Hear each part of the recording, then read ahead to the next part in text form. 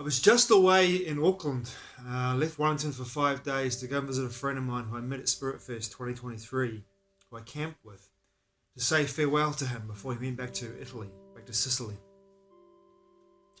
to live with his son. And on the Saturday night, he had a dine and dance at the Huia Hall out in West Auckland on the Manukau Harbour of Auckland, near where he lived. And his community came around him and were there for him, supporting him and showing how much they loved him through the appreciation of their presence and also their goodwill towards him. Most of the people at that dine and dance had known Marcus for a long time. I'd only known him for a few months, and yet he still felt like to me like a soulmate, a soul brother in so many ways. And I feel so blessed to have met this man, and he's a part of my life, and I would like to keep him a part of my life, a big part of my life, due to the nature of who he was and who he is. And what he taught me, and what he's taught me through his actions and through him being who he is something which I've learned a long time ago, but I'm reminded by certain people in my life that come into my life for a reason. And what he showed me was the embodiment of that which you want to create in your life. Fire engines going past, or is it a police car? Could be an ambulance, actually. He showed me through his actions and his words and his deed and him holding in his being and embodying the resonance of that which he wanted to create in his life. And many years ago, my friend Tabaash, Mr. T, said to me, you know how humans manifest the wrong way. Humans manifest through intention, and often it doesn't land. Their intentions don't land as per se.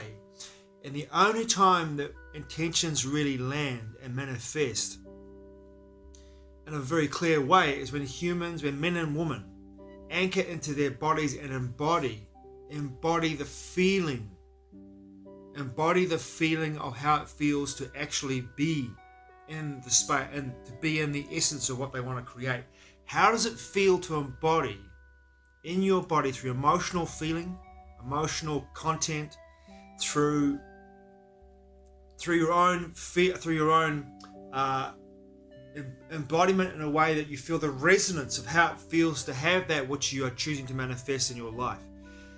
And there's a lot of people on YouTube who will tell you how to manifest something in your life, how to create something, how to manifest, how to do this process. Will give you a play-by-play. I'm not one of those people. I'm not going to tell anybody how to manifest in their lives. I'm just relating my experience about knowing people that have created in their lives that which they wish to manifest in their lives through the embodiment of all the attributes of that which they would be in their bodies, embodying those attributes if they were living a life that they wanted to create. It's very simple. Their attributes, the feelings, the emotions, they were embodying all of those aspects in their bodies, in their everyday life, in their actions, in their words, and their deeds. And therefore, by embodying those attributes, their resonance magnetically brought into the life the experience that which they wished to have in their life experience. So they were feeling more than anything else. They were feeling into their bodies, deeply feeling how it felt to be in the position they wanted to be in before the manifestation took place. And the manifestation took place after the feeling, after the embodiment, after the holding of the light, so to speak. The information in their bodies in a way that was attracting into their lives through the power of manifestation, through the power of creation, them being creators, the very life they wanted to experience. And you can look at this in a very broad sense. Like I consider this, for example, how could I ever want to bring a partner, if I chose to, in regards to a companion, a woman in my life, into my life, that embodied all of the attributes that I wanted a woman to have in regards to me being in a way that I felt I was compatible with her, if I'm not able to have all the attributes that I want to see in my partner, if I don't have the integrity, the vulnerability, the authenticity, the honesty, the humor, the conscious awareness of self, the compassion, the empathy, the joy, the sense of adventure, the sense of confidence and self-awareness around my own space, and my independence, and also the choice that I would make in order to be with someone in that way, in regards to a relationship. How could I expect them to experience a connection with a woman who embodies all those attributes if I myself don't embody them in myself and find them within myself, and in fact find my own inner soulmate within myself, so that I don't need anybody else in my life? And I don't. Yet I make that choice if someone comes into my life with all those attributes, and I meet them, and we meet each other in a way, it's a connective way that moves towards a more interplay of intimate connection, then I have a choice to make whether I want to open myself up to the experience of having that, or if I'm not embodying it, how could I ever expect for that to manifest in my life? And I see a lot of people in my life who look to manifest, who are looking to create something in their lives, looking to create a connection in that way, that being in relationship, who do not embody everything they want to have in a partner, a man or a woman. So therefore what they get back from the universe is a very messy picture, because they're not very clear. And that can be taken into account for many, many situations we find ourselves in. By getting clear, by really understanding what you want to create in your life and embodying it. How does it feel to be this? How does it feel to be that? How does it feel to have this in your life? How does it feel to have that in your life? If you want to manifest it, how does it feel to be this way? If you are choosing to kick an addiction, or you're looking to learn a new skill, how does it feel to be able to play the guitar like Jimi Hendrix, or sing like Celine Dion? I don't know. I'm just making it up. I'd rather actually prefer to sing like Brandon Boyd or Chris Cornell, but that's just me. But how does it feel to be able to do that? And it's not necessarily, I think, in some level, you have to curtail your imagination to an extent. But in regards to potentially be able to sing like Brandon Boyd or Chris Cornell,